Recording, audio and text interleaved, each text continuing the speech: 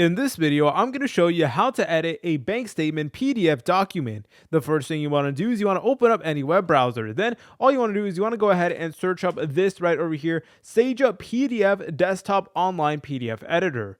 And then all you want to do is you want to go ahead and select on the first option that appears right over here like so. And then you should get a page that looks something like this. And up here, we have the URL once again. So if you want to go ahead and copy it down, then feel free to do so. But anyways, guys, all you want to do from here is you want to go ahead and drag and drop your PDF file, or you can go ahead and press on this upload button like so. And then you can go ahead and just press on the PDF document. So I have mine right over here, and I'm just going to be pressing on open like so. And then bam, here we go, guys. We do have our bank statement. But yeah, feel free to go ahead and just change whatever you need to. For example, you can honestly just change it to whatever you want. So that's honestly pretty cool. And then once you're done with that, go ahead and press on apply changes like so. And then bam, there you go. You will now have the option to download this edited PDF document. So go ahead and just press on download like so. And then there we go, guys. We have it right over here. If you guys found this video helpful, make sure to leave a like and subscribe. I will see you in the next tutorial.